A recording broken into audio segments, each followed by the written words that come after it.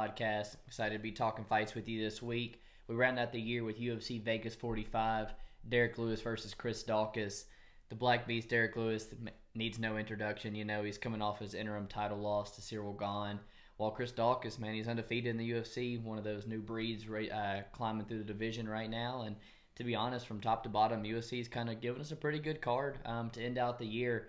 But after Saturday, we do have about a month off, and for your boys, kind of much needed, man. It's bittersweet.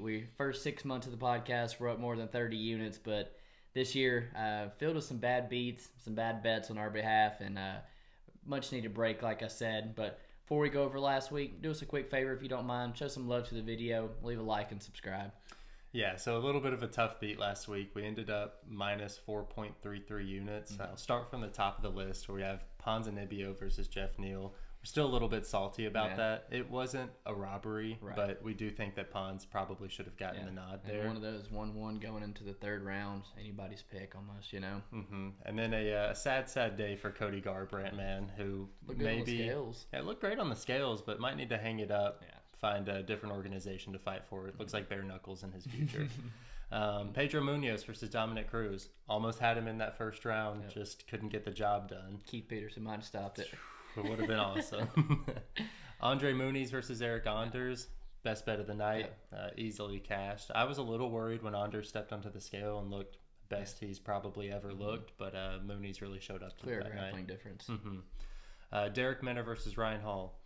1-1 going into the third, so that was something good to take from it, but we do know that Minner's a fast starter, and it wasn't very surprising seeing him give up. Priscilla, you know, tried to fight her way out any way possible, pulled the old dirty Brazilian in there. Came in 4 pounds over, too. Yeah, she tried everything she could and still couldn't pull it out as a plus 320.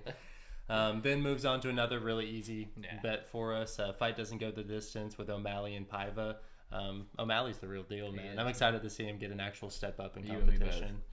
Then Costa versus Kelly. Fight doesn't go the distance. We knew Costa, if he doesn't get it done in round 1, he's a little bit of a quitter. That one was another pretty easy cash for us. Supposed to have Alex Perez in there too, which would have made the odds a little bit sweeter. And then Nunez wins by TKO in the upset of the century. Degenerately, we both cashed on Juliana Pena while it was a live line at plus 1,000. Round 2. But damn, living room going nuts. I don't think anybody saw Amanda Nunez losing. Absolutely, man. It was an awesome pay-per-view and awesome fight night that we're about to get into. Yeah. Our main event has 2 heavyweights where we see Chris Daukaus taking on Derrick Lewis. This is a huge opportunity for Daukaus to kind of break out as one of those new superstars in the heavyweight division. Lewis has never been somebody I've been super high on. Doesn't have the most well-rounded skill set, but he's definitely a great litmus test for somebody trying to break into that top 5 spot. As you can tell by the odds makers, they respect what Daukaus brings to the table. He's actually the favorite here, and I thought that was a little bit surprising. You know, he hasn't really proven his ability to beat the higher level of competition, but I do think that he has all the tools to beat a fighter like Derrick Lewis. Lewis kind of solidified himself as one of the most dangerous KO artists in the division, but that's kind of where his game ends. You know, his footwork is lacking, his speed is lacking, and his skill set is kind of limited to that striking only. Daukaus, on the lighter side of the division, and almost exclusively relies on being the faster, more technical striker in the octagon. As long as he doesn't get overzealous in his approach to finishing Lewis, I think that if he remains patient, those opportunities will present themselves. And I got him getting it done inside the distance. I've actually placed a Daukaus by TKO at plus 140 that I'm looking at playing. How are you feeling about it? I'm on the Daukaus side as well, man. I pretty much feel the same way you do about Derrick Lewis, and he's all the way 100% in my quitter box. You know, he's came up short now, and I think 2 opportunities for a title run, and now he's at the point, you know, where I believe he's 30-something, 36, 37 years old. It's now time to take on these prospects and give them the chance. You know, with him, I think he holds the record in the heavyweight division for most knockouts, and it's just maybe a few right behind the UFC record. And honestly, to blows my mind that he got this far, you know, because like you said, very, very one-dimensional. The guy has 0 footwork for heavyweight, doesn't move well. There's 0 volume to his game. There's no takedown defense. Makes a living off of landing the right hand, and again, surprised it's made him this far with Daukaus. you see a whole lot more versatility to his game. He's now 5-0 and he's got 5 TKOs in the UFC. Put Oleinik away much easier than Derrick Lewis did, and I think it's just due to the we've kind of referred to it as the new wave of heavyweights, but he just moves so well on his feet compared to the more stationary heavyweights like Derrick Lewis. You'll see him bouncing in and out, using really good footwork, and similar to Cyril Gahn, he uses a teep kick a lot. He's got a really good calf kick, and both of those have just been menaces for Derrick Lewis in the past. He's got a BJJ black belt, Adam Martinez BJJ, and as long as he avoids the uppercut that put Curtis Blades away, I seriously would not be shocked if he mixes in a couple takedowns here to kind of wear on Derrick Lewis and take some of that power out of him. But at the same time, a fight before coming into the UFC, he was TKO'd by far lesser competition than Derrick Lewis on the regional scene. So a Derrick Lewis TKO is never off the table, and if you give me that at plus money, I will always hedge, with a TKO bet. I'm going to lean with Daukaus money line. I don't think this one sees the distance, and so I would probably have that somewhere along my degenerate parlays throughout the night. But the bet I've liked, I told you about, Daukaus decision only, -135. It's the same as his money line, and I know that I'm probably just going to get my money back come Saturday night when there is a finish. But Daukaus is the only one I see being able to actually win a decision over 5 rounds here, and we've seen a ridiculous streak of main events going 5 rounds, so I don't hate that, but pick's going to be the same as you, man. Daukaus on Saturday. So I'd agree with you that Daukaus has the edge in the grappling realm, but I don't think, being a 230-pound heavyweight, that he's going to be able to hold down somebody like Lewis, who has that fuck you strength to just get up. I think that this will stay primarily on the feet, and if it does, we both see it going the same way. Daukaus getting that TKO. Absolutely. In the co-main event, we see Stephen Wonderboy Thompson taking on Belal Muhammad.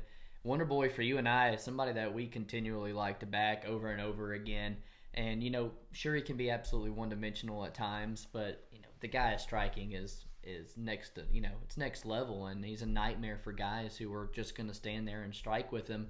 And we always knew that it was going to take a good wrestler, a good black belt, to be able to give him issues. But we still backed Stephen Thompson last time out. And I honestly, even watching that fight back again, I was so impressed with Gilbert Burns and the way that, the way he was able to shoot takedowns from open space and cover the distance he was. It was one of the first guys that have been able to really, to put Wonderboy down and take away his striking. And just something I don't think Belal is going to be able to replicate, if you want my honest opinion. I'll tell you time and time again with Belal, the guy is just mediocre and average in all the facets of the game. There's not a real area that he blows me away in. He's been absolutely worked on the feet by Jeff Neal and Vicente Luque, who look like deer in the headlights, standing across from Wonderboy Thompson. And the more I look at Wonderboy, this is his easiest fight since Ellenberger in 2015. He's not much of a finisher, though. Belal is tough as hell. I like Wonderboy. I think he wins this one by decision, but one of my best bets of this card, and one I'm willing to lay some units even at his current price tag. Yeah, and you said it. We cash when it comes to Wonderboy, man. And I think we're going to be able to do it again on Saturday. My breakdown, pretty simple. On the feet, nobody that can compete with Wonderboy.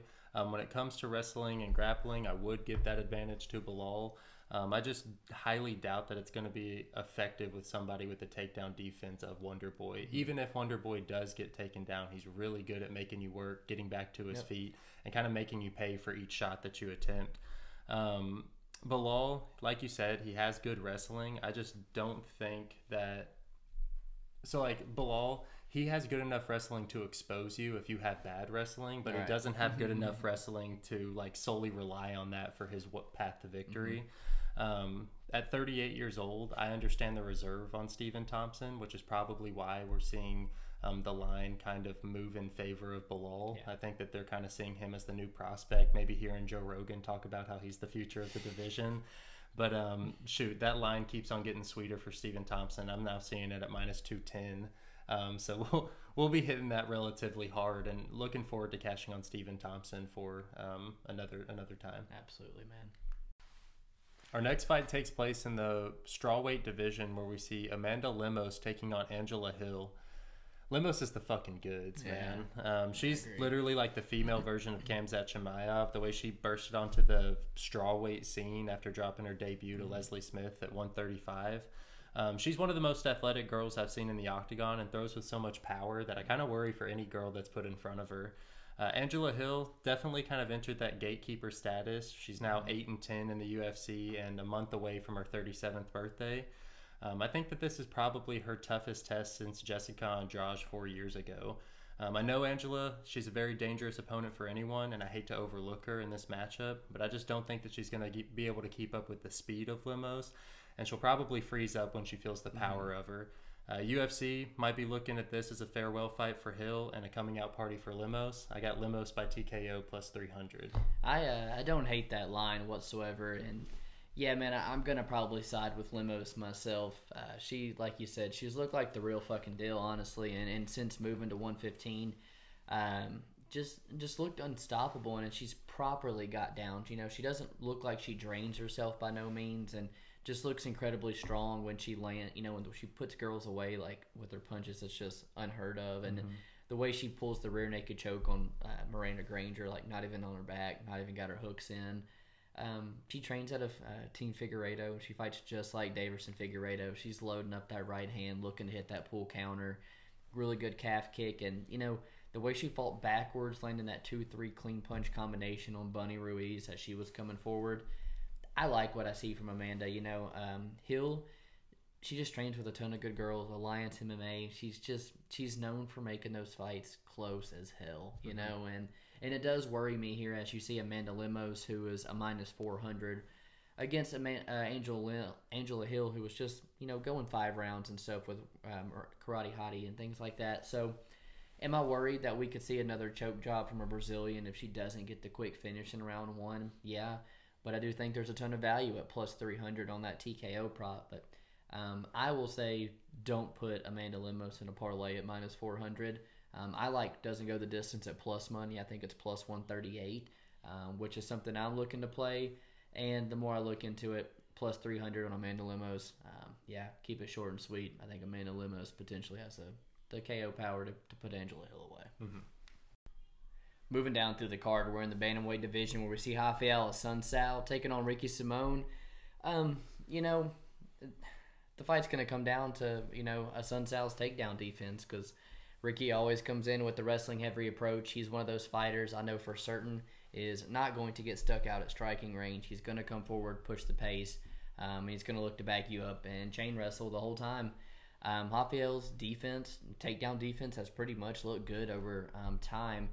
But he's never really fought somebody that's like a, primary wrestler. Aljamain has the wrestling chops and stuff like that, which is probably the best one, but nobody that's ever going to come out here and average 7 takedowns per 15 minutes like Ricky Simone has.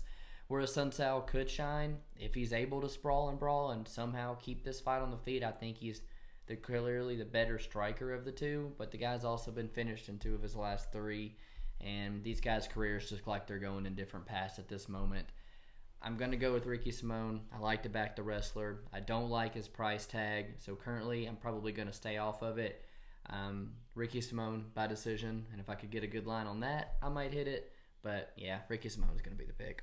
So I'd agree with you. I'm taking the Simone side, but this is a super tough one for me. Mm-hmm. The odds are suggesting that this fight's going to go to decision, and I'm questioning whether or not I trust the scorecards when Assuncao's involved. For sure. In the UFC, Assuncao is 3-0 in his fights that have gone to split decision, which makes me think that for whatever reason, he has a style that's appealing to the judges.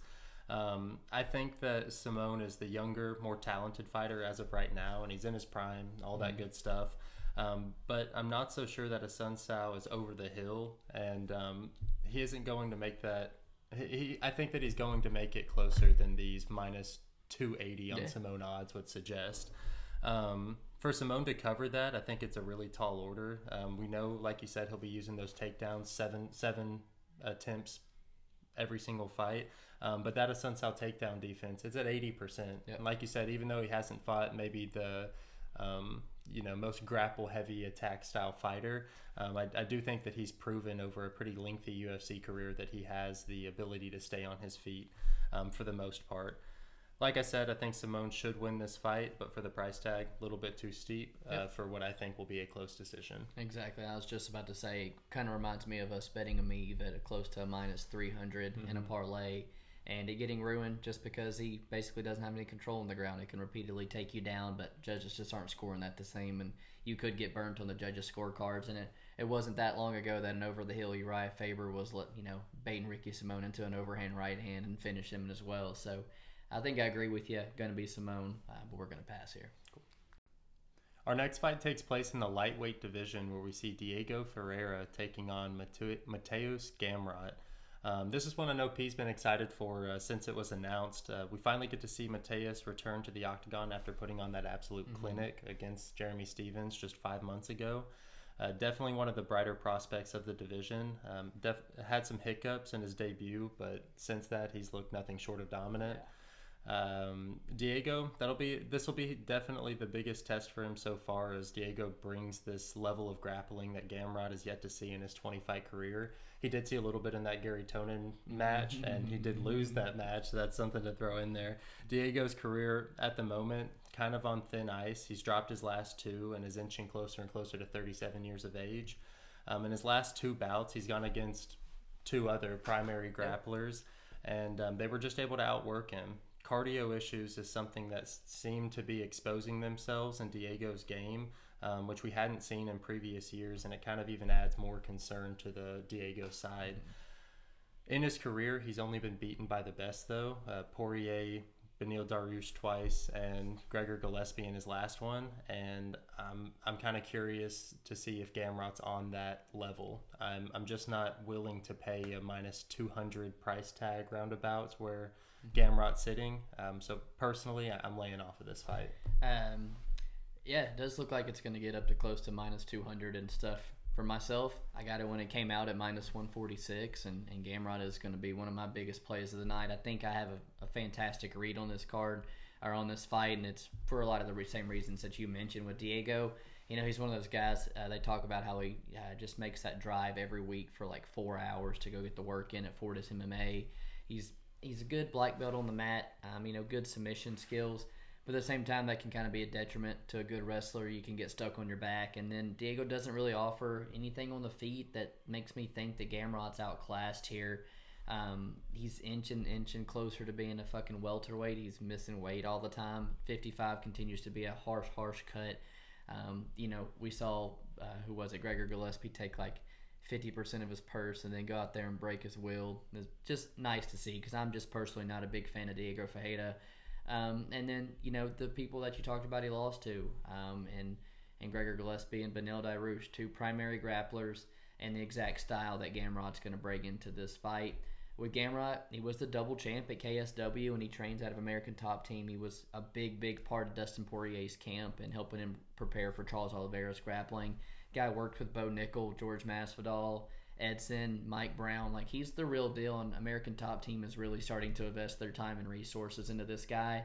I think I really do see why. I think we're seeing improvements constantly from him. Did he really drop the UFC debut to Kutat Taladze? Kutat Taladze over there raising his hand, thinking he didn't win. But I don't know, man. I really like Mateusz Gamrot. I think the guy's got the goods. I think it's stylistically, they're giving Diego the same type of fight that he's just lost in his last three. I've already beat the line by like 50 points, so I understand the hesitancy of laying minus 200.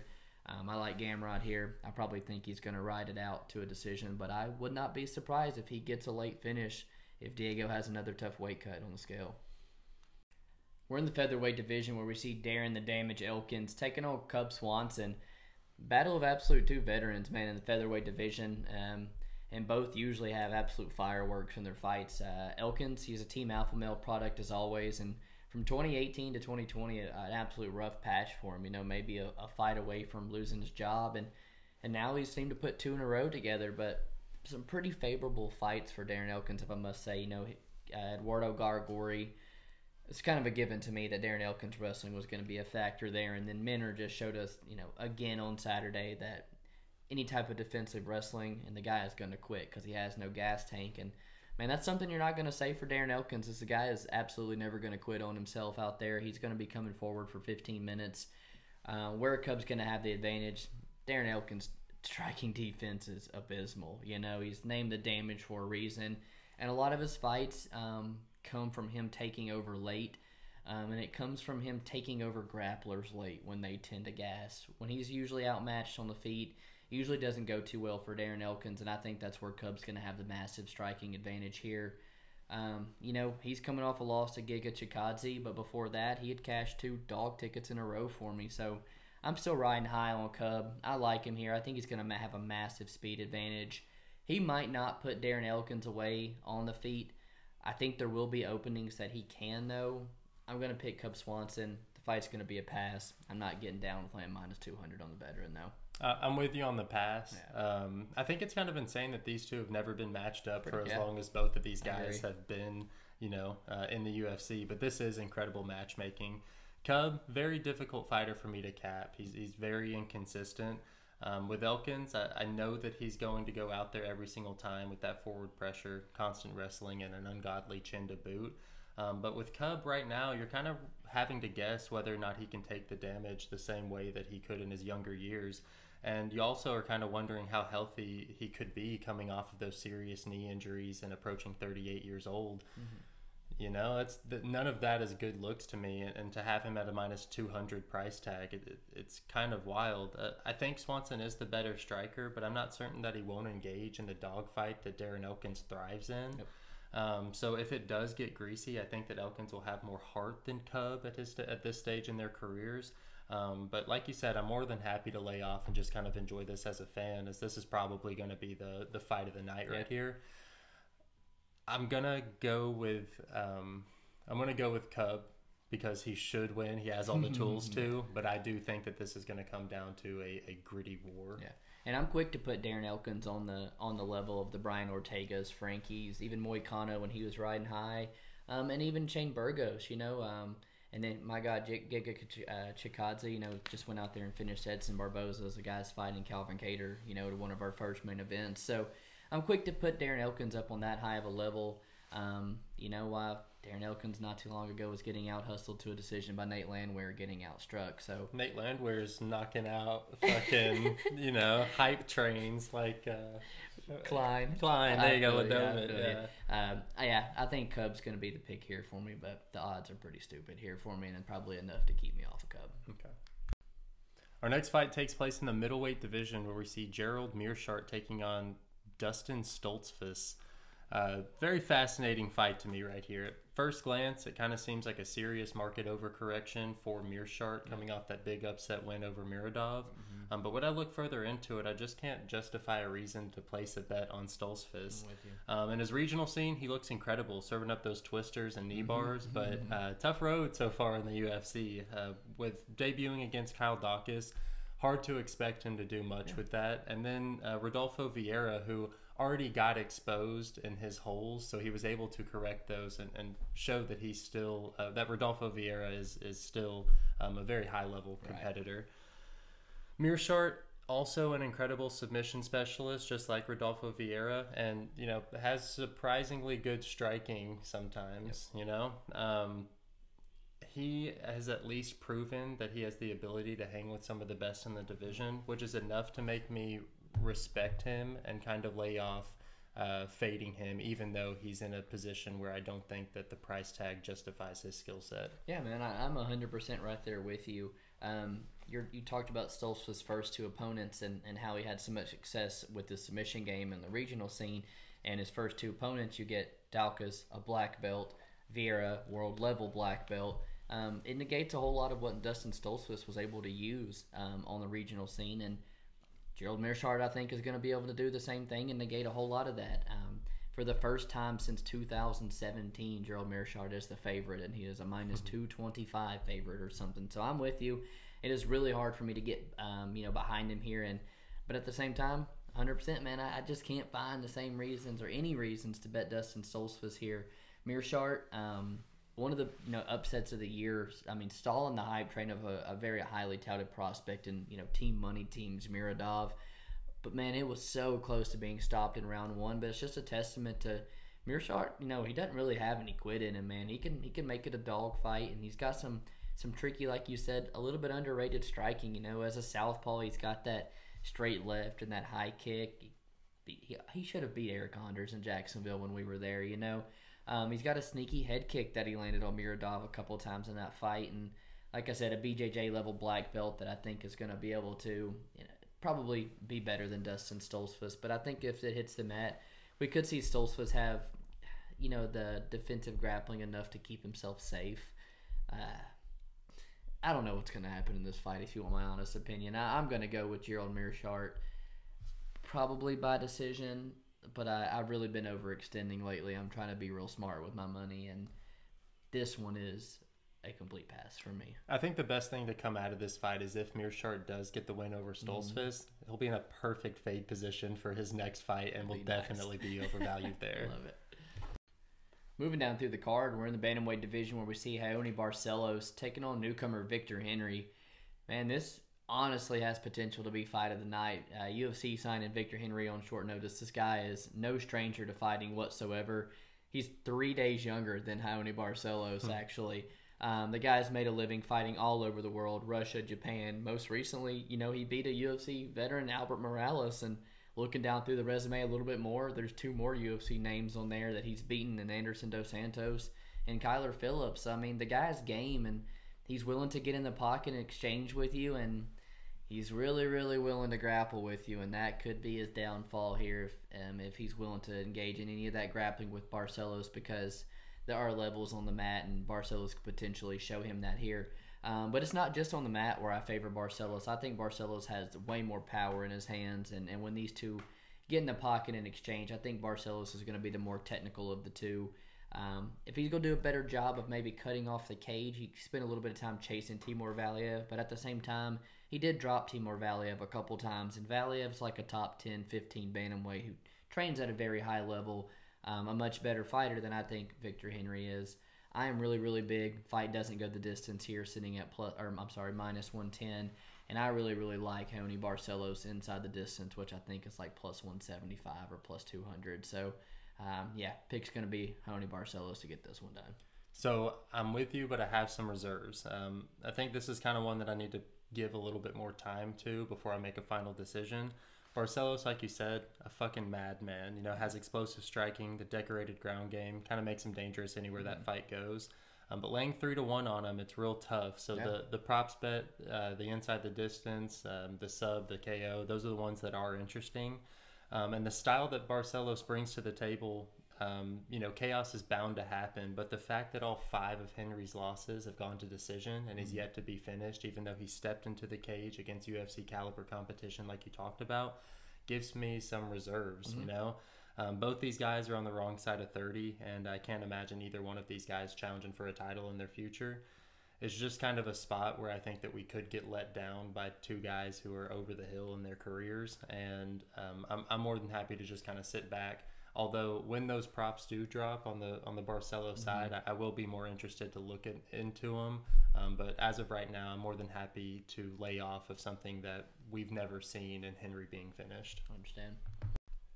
Our next fight takes place in the heavyweight division between Justin Tafa versus Harry Hunsucker. Looking back on it, Tafa and Hunsucker probably brought into the UFC a little prematurely, but here we are. At least it's not on the main card. Right, and one thing I do love about this low-level heavyweight fight is that there is guaranteed violence right here, man. Harry Hunsucker has never been outside of the first round, win or lose, and Tafa isn't one to have a patient style of attack. Right. I think that Tafa is the more powerful and the more durable of these 2 guys, which is the main reason why I lean him in this fight, just plain and simple. Minus 350 is a ridiculous price to pay for Tafa against anyone. So I chose to take a stab on his first round TKO prop, which you can get on FanDuel right now for plus 175. It's minus 110 that this fight ends in round 1, and to be able to get plus money on the guy who I think has all the upside as far as skill set, I'm more than happy to take a stab on that prop. I don't hate that whatsoever. I'm pretty big on Justin Tafa here. I don't really know how much I'm going to add. I think this is his fight to get back on track, and I think the odds are pretty much indicating that to you. He's still young in his career. He's still one-dimensional, but I think he's got all the tools to get this one done here.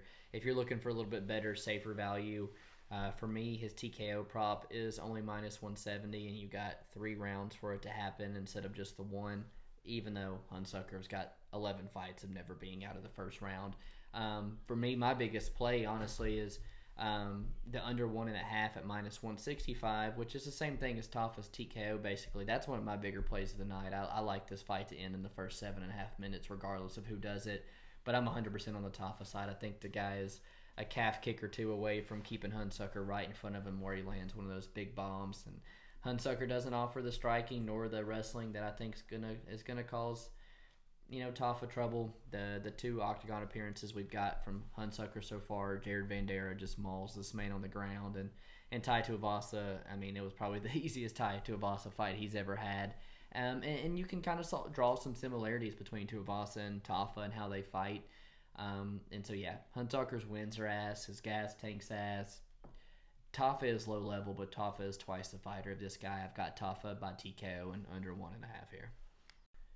Moving down to the women's flyweight division, we see Sijara Eubanks taking on Melissa Gatto. On Bet Online, who's usually the opener here, Sijara actually opened as a +110 underdog, and the public has steamed her to -200 and above in a lot of the other books when they open. And, after breaking it down, although I don't necessarily think you would ever get my money on Sarge at a -200, I think I'm going to side with Sijara Eubanks here. She's coming off a win over Elise Reed, which, man, looking through Sarge's resume, that was, no joke, the easiest girl that she had probably ever fought. Sarge gets a whole lot of flack for her 7-6 record, but the girl has fought some very, very legit names, and at one time, was even having weight issues and having to go up to bantamweight where she was extremely undersized. You sometimes see 2 grapplers get stuck striking, but there's not been but one fight against big bitch Ketlin Vieira that Eubanks has not landed a single takedown, and I would be willing to bet my hard-earned money that probably in round 1, Melissa Gatto finds herself on her back here and is fighting for submissions off her back. It's going to be the question of, does Sijara have a good weight cut, and can she keep that up over the course of 3 rounds? Because, man, Melissa Gatto, when she's on the scale at 125, she looks incredible. She was a former bantamweight with a good win over Carol Hossa before coming in, but she was popped by USADA before her entry into the UFC. So that is something to take into play. And then also the fight against Hossa, it was in like a boxing ring. So if she's put up against the cage and have made to chain wrestle with Sijara Eubanks, I think it could get tricky. And an on track to be a 30-27 win over Victoria Leonardo if she doesn't get to the corner and start complaining about her arm. It's just, man, Eubanks has fought and beaten much higher level competition than that. So as the line creeps down, man, so I don't want to bet her, but yeah, Sijara Eubanks is my pick, man. Yeah, so Gatto is definitely one of the more popular underdogs this week. She started the week at +180, now +135. Yeah. Not super difficult to see why. You look at Sarge, her skill set, it's not that great. But she, it's tough to say, but she is probably one of the best 125ers in the division. She's currently 3-0 in the UFC at 125 pounds, knocking off, the 2 of the top competitors in Roxy and Lauren Murphy. No-gi grappling champion, man. Yeah, and she's a very decent wrestler and very strong for the division, but outside of that, she does have quite a few holes and usually relies on her ability to bully her opponents. Although it's a limited skill set that Sarge has, I do think it's enough to beat Gatto. And there was a couple of times in Gatto's debut against Leonardo where she gave up dominant positions and just accepted being on her back. So that's definitely fits right into Sarge's game plan. This is probably too big of a step up for Gatto, and as this line does continue to drop, I'm with you. I think Sarge is probably the side. Even though we both agree that Sarge is the side, I think that if we bet her and she lost, we'd probably hate ourselves. Yeah, feel like idiots. So I don't know. This is another one, like a lot of the fights on this card, where I might just be sitting back and watching it play out. Smart with my money. Yep, I agree. Gonna be picking Sarge. If it gets to -135, -140, maybe it's tempting, but at the same time, the girl's been a letdown in the past. Yeah, I'm gonna side with her, but no bet for me here either. Our next fight takes place in the featherweight division, where we see Charles Jordain taking on Andre Ewell. And this is a fight that I don't have a great read on, man, just straight up. You and me both. Jordain, he gives you something to cheer for every single time he steps out there. Hasn't really fared well too far in the UFC, going 2-3-1. He's looking to bounce back off his third-round loss to Julian Erosa just a few months back. And at only 26 years old, and given the performances that he has put on, I would love to see him stay in the UFC. But to do that, he has got to beat Andre Ewell here. Ewell's somebody who, up till this point, he has lived up to expectations. And, by that I mean that he's lost to the fighters I think he should lose to, and he's beaten the guys that I thought he would. Nothing really is surprising to me, and that's not something I love to back financially. In 3 of his 4 UFC wins, they've been by split decision, and so I wouldn't be surprised if we see the loser actually walk here. I think the value is probably on Ewell's side just because he's someone that I think is going to make a close fight regardless of the outcome.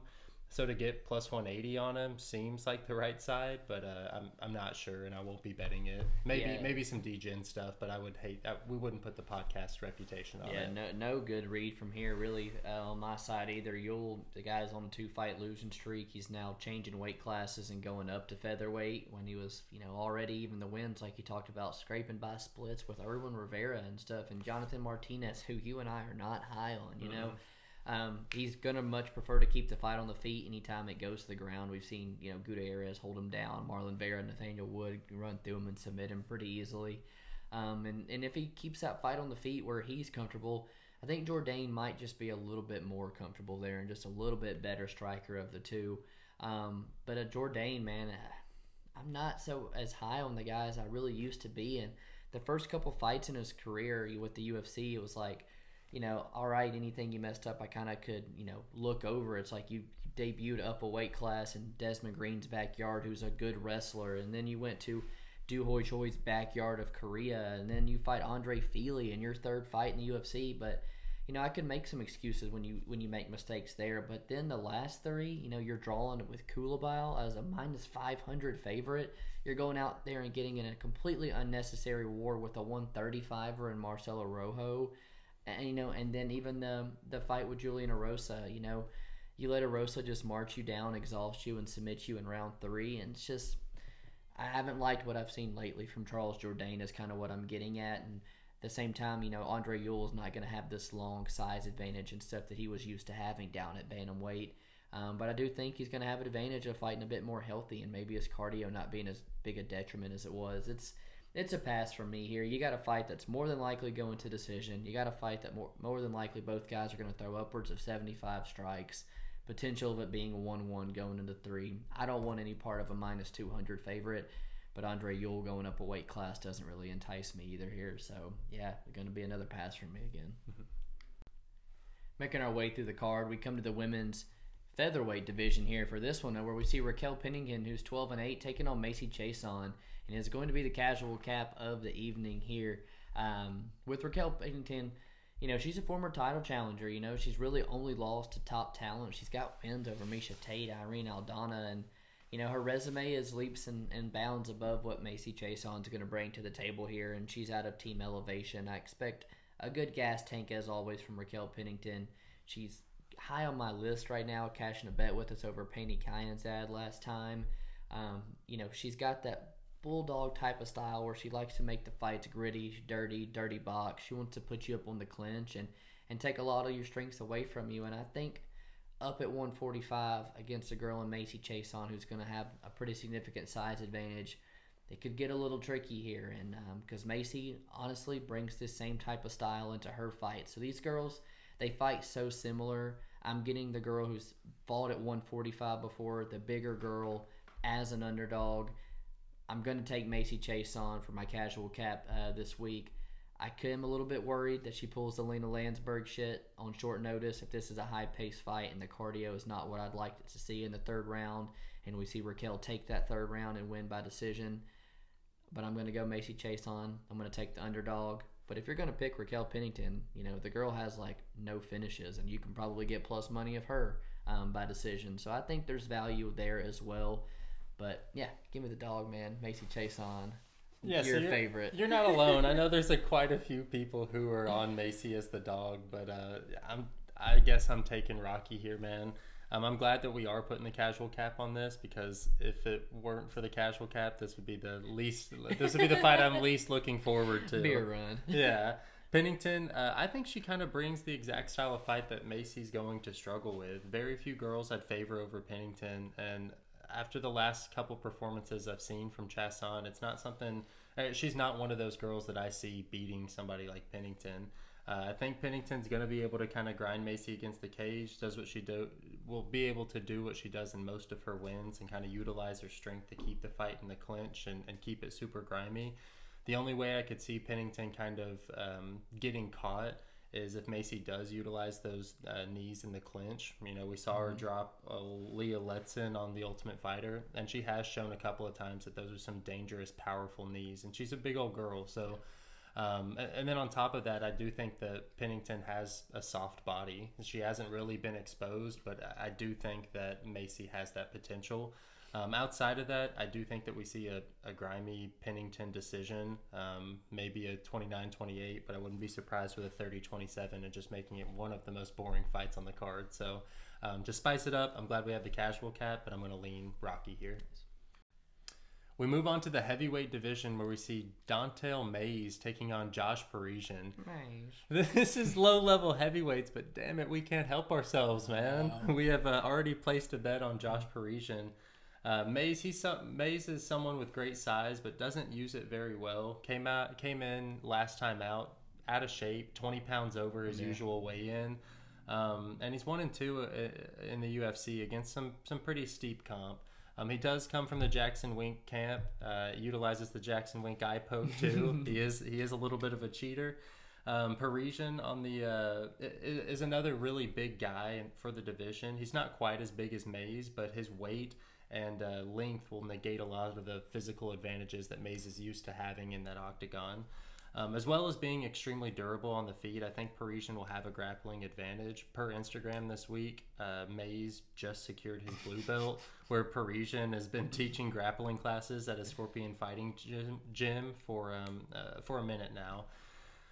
I like the plus money we're getting on Parisian here. I think that it's closer to a 50-50 fight, and I can convince myself that there are more ways that Parisian gets this done than Mayes. Yeah, I'm 100% with you, man, and it's not even just that it's a coin flip and that we're getting the dog. I really do think that I can, like you said, make plenty of points for how Josh Parisian wins this one.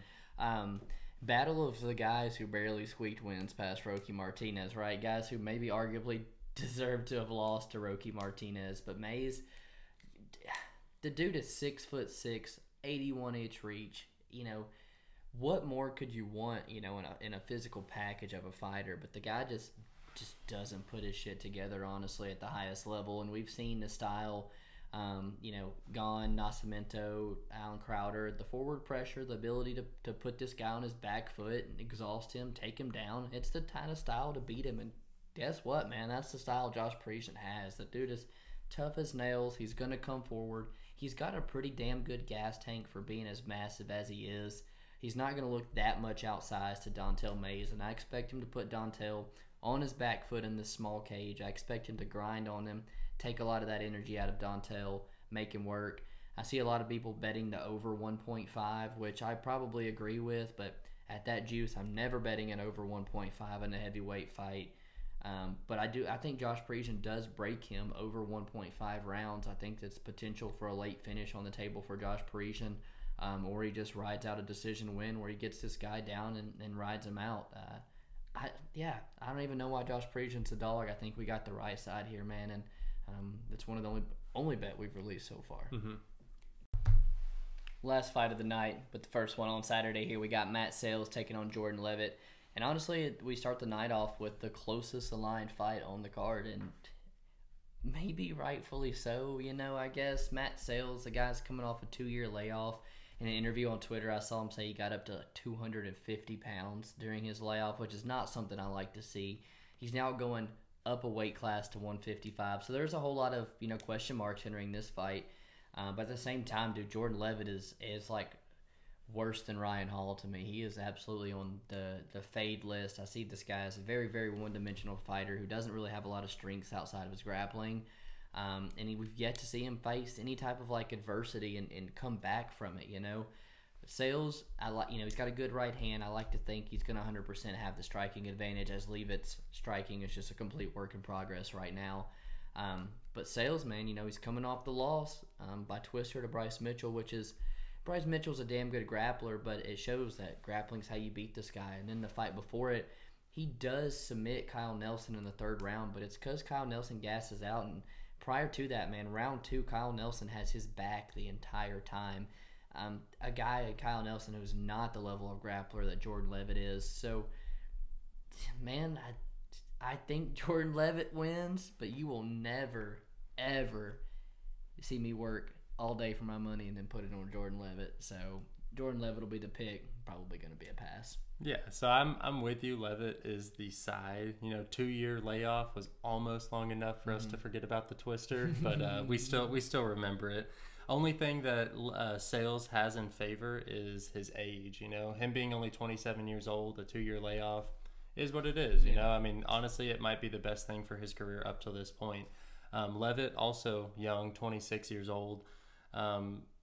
I just can't imagine Sales coming in here and showing us a completely new fighter. He's never beaten high-level competition and has shown holes in his grappling in the past, so it's hard to look past.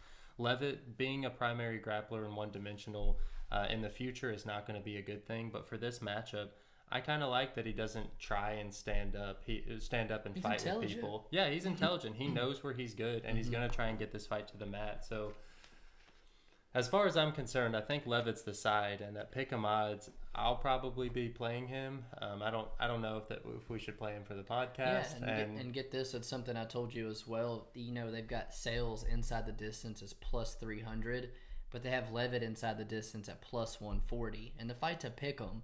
So, even though they got him as a pick'em, it almost seems to think like more people think Levitt's definitely the side here. He definitely has more potential to get it done inside the distance.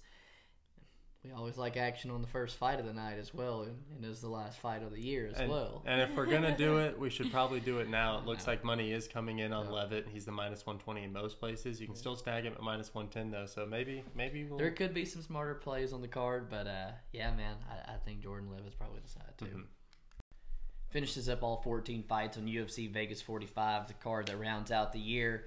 Real quick, going to do a recap. The casual cap's going to end the year on Pennington versus Chiasson. What a fucking matchup to end the year on, I'm going to stick with the dog and Chiasson and give you Rocky Pennington. But as always, man, if there's a fight that everybody needs to pay attention for, what's that one for you?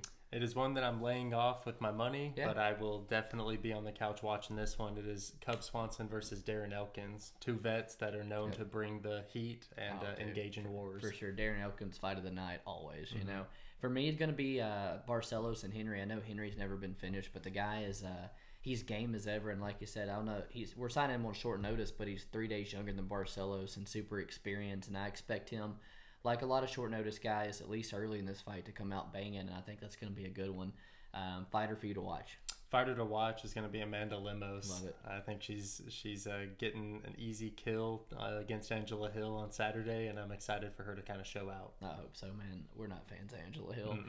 For me, going to be Chris Daukaus. He's in his first main event spot. He's now quit the police department in Philly. He's focusing full time on fighting and everything now. Okay. So, yeah, man. I think there's a lot in the making for him to be able to go out there and put away a top 5 heavyweight and cementing himself right there as one of the top people. Kill the hype job of Derrick Lewis. Please, man. Underdog for you. Underdog is going to be Josh Parisian. Yeah. Already talked about it. Love it. We think that there is a good chance that he should be the favorite come Saturday, and we love getting the underdog odds on it. Love the underdog in a low-level heavyweight fight. I'm going to go ahead and steal my casual cap person and Macy Chiasson. I think that it's at 145, even benefits are even more. But both the girls just fight so similar, and they both like to be that bully. They like to be the one in dominant cage control, and I'm just going to take the bigger girl at plus money here. My prop that I really like to bet, Tafa, Hunsucker, under 1.5. I know we actually might hit Tafa and run round 1, plus 175 TKO there, but under 1.5, I got it minus 168, and is one of my bigger plays. I got both guys 7.5 minutes for someone to fall, and I really like that. I like that too. Mine is also going to be a TKO prop from Lemos at plus 300. Like I said, I think it's easy money her coming in there against Angela Hill. I'm happy to see the female Khamzat Chimaev come in and do work. I love it, man. And honestly, for her to be a minus 400 and then you get her a TKO at plus 300 after she's done it in the first round both times, I really like that. Best bet for you? Best bet's got to be Wonder Boy, man. We've cashed on him so many times in the past, and definitely excited to cash on him once again. I know. Bet Online has that at minus 210, dude. If that gets under minus 200, I'm hoping I can convince you for 3 or 4 units in the year out. For me, not as confident on your side, but Gamrot for me is my best bet. I've been really, really excited for this matchup since it's been booked. I got him at a minus 146. I beat the line. I just need him to go out here and do his job. And I think he's going to bring the style that in the last 2 have given CDF some trouble. So I'm pretty confident on Gamrot here on Saturday. Appreciate you guys tuning in. Last fight of the card. And we'll see you guys in a couple weeks. Thanks for hanging out. Peace.